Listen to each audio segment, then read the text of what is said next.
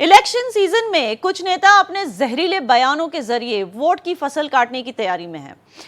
ऐसा ही कुछ उत्तर प्रदेश के फर्रुखाबाद कयामगंज की रैली में नजर आया, जहां इंडी गठबंधन प्रत्याशी के समर्थन में हुई जनसभा में पूर्व विदेश मंत्री सलमान खुर्शीद की भतीजी और समाजवादी पार्टी नेता मारिया आलम खान ने लोगों से बीजेपी को हटाने के लिए वोट जिहाद करने की अपील की।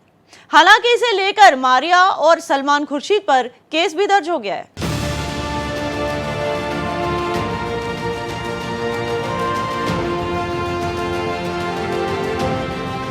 एक साथ होके वोटों का जिहाद करो, क्योंकि हम सिर्फ वोटों का जिहाद कर सकते हैं।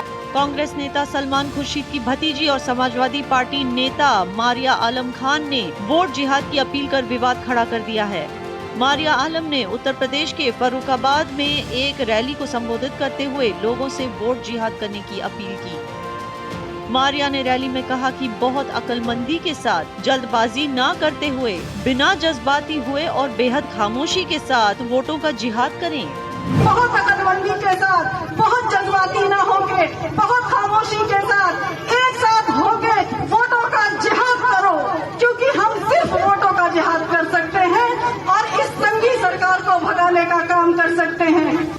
मारिया के इस बयान के बाद सियासी संग्राम मचा हुआ है। बीजेपी ने कांग्रेस पर जोरदार पलटवार किया है। बीजेपी आईटी सेल के प्रभारी अमित मालविया ने जहां मारिया आलम का ये वीडियो अपने एक्स अकाउंट से शेयर किया है, तो वहीं बीजेपी के बड़े नेताओं ने मारिया पर चौतरफा हमला बोला है। लोग वोट जिहाद की बात कर रहे हैं। ये जिहाद की बात करने वालों को मैं बोलूंगा, भारत का भविष्य जिहाद या फसाद से तय नहीं होगा।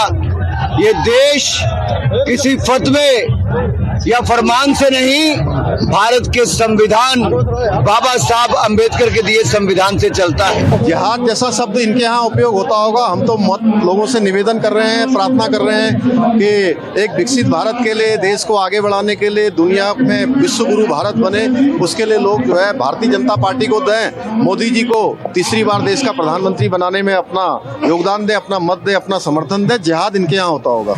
उधर संभल से समाजवादी पार्टी प्रत्याशी जियाउर रहमान बर्क ने भी जहर उगला है। बर्क ने कहा है कि अतीक अहमद और शहाबुद्दीन की कुर्बानी जाया नहीं जाएगी। चाहे आजम खान साहब को जेल में डालकर, उनके पूरे परिवार को जेल में डालकर जो किया गया है, चाहे हमारे शहाबुद्दीन साहब हो, अतीक अहमद साहब हो, मुख्तार अंसारी साहब हो, जो उनके साथ में जो सूरत हाल हुई है, कोई उसको भूल नहीं सकता। तीसरे चरण के दंगल से पहले जहां सियासत उफान पर है, तो वहीं जुबानी भी जंग तेज हो गई है। Bureau report, Bharat express. और चर्चा पे मेरे साथ मौजूद हैं गेस्ट डॉक्टर कौशलकांत मिश्रा, प्रवक्ता बीजेपी, बिलाल खान, नेता Congress, doctor Anshu Joshi, political analyst. Mishra ji, एक सवाल पूछ लूं, बुरा तो नहीं मानोगे? जेल में तो नहीं भरोगे? वो कहते हैं ना कि छोटे बड़ों से सीखते हैं। जब पीएम कह सकते हैं ज्यादा बच्चे पैदा करने वालों को जीतने नहीं देना, हरिभूषण ठाकुर कहते हैं मुस्लिम्स को जला देना चाहिए, अश्विनी उपाध्याय कहते हैं मुस्लिम्स थूक जिहाद करते हैं, पूजा शकुन पांडे कहती हैं 20 लाख मुसलमानों को मार के जेल जाने को तैयार हैं, मयंकेश्वर सिंह कहते हैं दाढ़ी खींच के राधे राधे बुलवाएंगे, राघवेंद्र प्रताप सिंह कहते हैं मुझे वोट नहीं देने वाले हिंदू नहीं मुस्लिम की नाजायज औलाद हैं, टी राजा सिंह कहते हैं कि योगी जी को वोट दो या बुलडोजर झेलो। तो ये कल की आई महिला मारिया खान, ये भी तो अपने सीनियर से ही सीखेगी ना कि कम्युनल बयान कैसे दिए जाते हैं। बिल्कुल सही कहा याना जी, ये अपने सीनियर से ही सीखेगी। सलमान खुर्शीद की भतीजी तो अपने पापा से ही, अपने चाचू से ही सीखी है कि जिस तरीके से वो बोको हरम की बात करते थे अपनी किताबों में, वो जिस तरीके से हिंदू आतंकवाद की बात करते थे, भगवा आतंकवाद की बात करते, तो वो अपने सीनियर से ही सीखी। बिल्कुल सही कहा है आपने, उन्होंने अपने सीनियर से ही सीखा है और उन्होंने अपनी सीनियर की पार्टी से उससे ज्यादा सीखा है। जिस तरीके से कांग्रेस ने जिहादियों का साथ देश के बंटवारे के समय दिया और देश को बांट करके भारत पाकिस्तान में दे दिया जिहादियों की वजह से, जिस तरीके से जिहादियों के चलते उसने चल करके यूसीसी न लागू करके हिंदू मैरिज एक्ट लागू किया और यूसीसी लाने की हिम्मत नहीं की, उसी जिहादी पथ पर चलते हुए जिस तरीके से धारा 370 घपले से बंटेन रखी और वहां के हिंदुओं को, वहां के नॉन इस्लामिक लोगों को उनको उनका हक नहीं देने दिया, धारा 370, ये सब लोग हमेशा से जिहादियों को फेवर करते रहे। और अभी की बात करते हैं, अगर चले हिंदू मैरिज एक्ट को देख लीजिए, शाहबानो केस में जिसमें एक महिला के साथ, जिसके साथ सुप्रीम कोर्ट खड़ी थी, उस पूरे फैसले को पलट करके जिहादियों के साथ खड़े होने का काम कांग्रेसियों ने किया।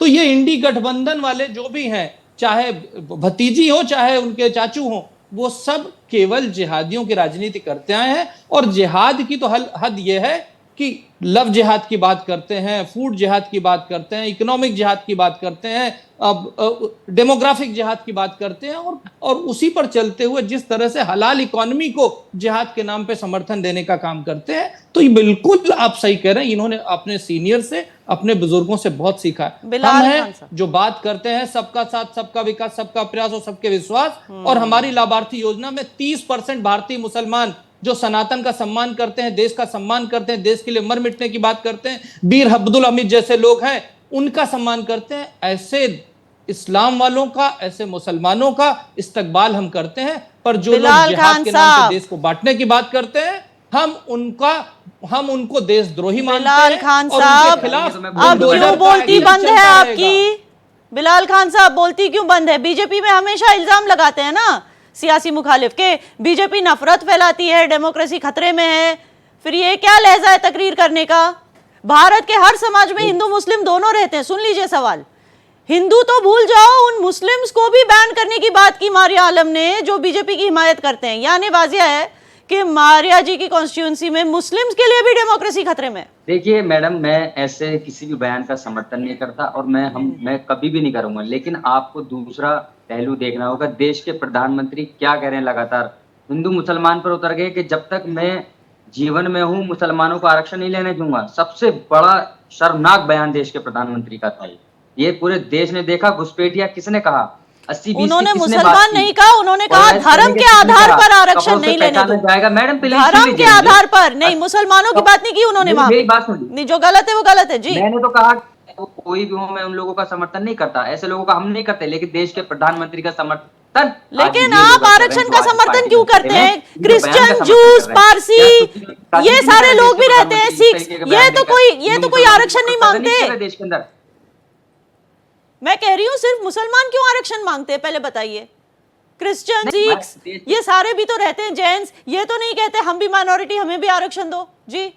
हमें नहीं चाहिए मैडम, हमें नहीं चाहिए तो फिर क्यों मुद्दा बना रहे हैं इस बात को? हिंदू मुसलमान सवाल का जवाब दीजिए जी। नाम लेकर इसका नाम उस पर क्वेश्चन मार्क है ना, कि नाम लेकर तुष्टिकरण की राजनीति कौन पोलराइज कर रहा है वोटिंग के, क्योंकि उनको पहले चरण में नजर आ गया कि हमारा खेल खत्म हो चुका। दूसरे चरण में तो खुल कर आ गए ये लोग। योगी जी क्या कह रहे हैं, आपने बयान नहीं देखा योगी जी का? क्या खाने के नाम पे अगर कोई आजादी है, हमारे भारत का संविधान है, फंडामेंटल राइट्स में हमें खाने की भी आजादी, पहनने की भी आजादी, तो उसको जोड़ दिया गया कि गाय के गोश्त से जोड़ दिया गया। ये कितना शर्मनाक बयान है कि हम देश में ऐसा नहीं होने देंगे। इतने घमंडी, इतने चोर और इतने ऐसे तरीके के अल्फाजों का यूज किया कांग्रेस पार्टी के लिए, जब आपने क्वेश्चन मार्क नहीं खड़ा किया। आज ऐसे लोगों ने अगर बयान दे दिया तो पूरे देश में इनकी चर्चा हो रही है, लेकिन देश के प्रधानमंत्री के बयान। मिश्रा जी आपको रिस्पॉन्ड करना चाहते हैं? मिश्रा जी 30 सेकंड में रिस्पॉन्ड कर दीजिए, फिर प्रधानमंत्री का बड़ा अच्छा जवाब उन्होंने लाखों लोगों के बीच में इस तरीके की बात की, मुसलमानों का नाम लिया। देश के प्रधानमंत्री को आम इन्होंने छुटपुट नेता होता तो हम मान लेते, बयान उल्टा दे देते हैं। इन्होंने संविधान की बात की और संविधान में खाने पीने की आजादी की बात की। वही संविधान गो रक्षा की बात करता, वही संविधान गौ हत्या को गैर कानूनी बताता है। उसके बाद भी कांग्रेस के क्या तमाशा मचा रखा देश के अंदर लोगों ने। पर गौ हत्या करते हैं, गौ को सड़क पर काटते हैं, तो किस संविधान की रक्षा की बात कर रहे हैं? और वही कांग्रेस के नेता प्रधानमंत्री जी हमारे मनमोहन सिंह जी हैं, वो कहते थे देश संसाधनों पे पहला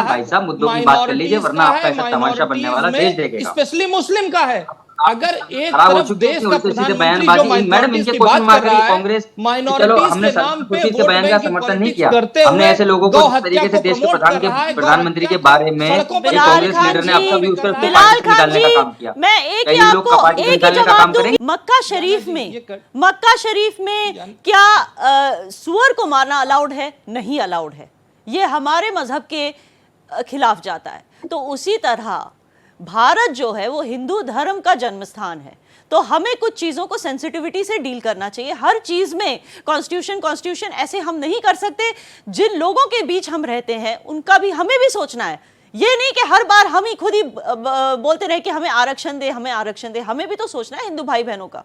बराह रास्त डॉक्टर अंशु जोशी के पास जाऊंगी। डॉक्टर अंशु जोशी, दोनों तरफ से सिर्फ और सिर्फ हिंदू मुस्लिम सुनने को मिल रहा है, जबकि आज का युवा बिजली, पानी, सड़कें, नौकरियां और तरक्की के लिए वोट देना चाहता है। क्या विकल्प है आज के युवा के पास? क्या कोई भी ऐसा लीडर है या ऐसी पार्टी बची है जो इस सब से ऊपर उठ के सोचती है? को देखने की बात है, या ना कि कौन सी पार्टी ऐसी है जिसने पिछले वर्षों में भारत को तरक्की की एक नई राह पर जोड़ा है। ये तो सारे युवा समझ रहे हैं। आज का जो जमाना है टेक्नोलॉजी का जमाना है, युवाओं को पता चल रहा है। जो आज का हम ये विषय देख रहे हैं, तमाम इस टेक्नोलॉजी के युग में जब इस प्रकार की बात होती है कि भाई ये मरिया आलम खान इस तरह का स्टेटमेंट दे रही है कि वोट जिहाद करना चाहिए, एक बात उन्होंने सही कही कि इसके अलावा उनके पास और कोई रास्ता नहीं। उन्होंने अपने स्टेटमेंट पे ही साफ साफ बोला, और यहीं से बात समझ में आती है कि कांग्रेस और सपा का जो ये खेल है, जो ये वोट बैंक की राजनीति का तुष्टीकरण का खेल है, बस इसे मरिया आलम खान ने आज ये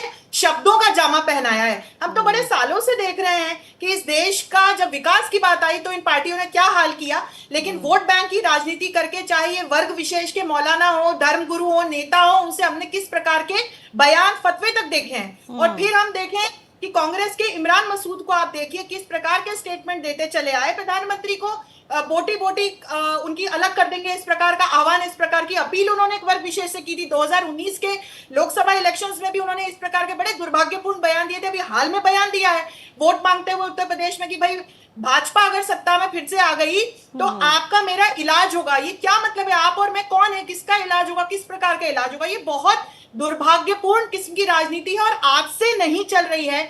ये वो राजनीति है जिसमें अंसारी हुए या अतीक अहमद हुआ या फिर इस प्रकार के और भी शहाबुद्दीन जैसे जो कन्विक्टेड क्रिमिनल्स हैं उनको साहब कह के संबोधित किया जा रहा है, उनकी शहादत की बात की जा रही है, उनके नाम पे वोट मांगे जा रहे हैं। कन्विक्टेड क्रिमिनल्स को शहीद क्यों बोला जाता है? बिलाल खान जी, बिलाल खान जी, देश को कहीं से कहीं तक नहीं, आपके गठबंधन वाले कन्विक्टेड क्रिमिनल्स को शहीद क्यों बताते हैं?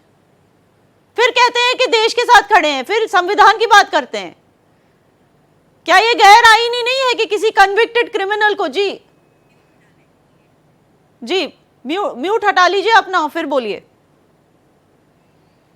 बिलाल खान जी अनम्यूट कीजिए खुद को। सुन लीजिए, देखिए अब मैं अनम्यूट हो गया हूँ। मैं मेरी विदाउट इंटरप्ट एक बात सुन लेना मैडम प्लीज। मैं ये कहना चाहता हूँ कि किस तरीके से कपिल मिश्रा का बयान नहीं सुना, अनुराग ठाकुर का बयान नहीं सुना, आपने प्रवेश वर्मा का बयान नहीं सुना, प्रज्ञा ठाकुर ने संसद के अंदर क्या नारा लगाया था, दो नाथूराम गोडसे है देश के गांधी जी का कत्ल करने वाला, उसकी जय जयकारा का।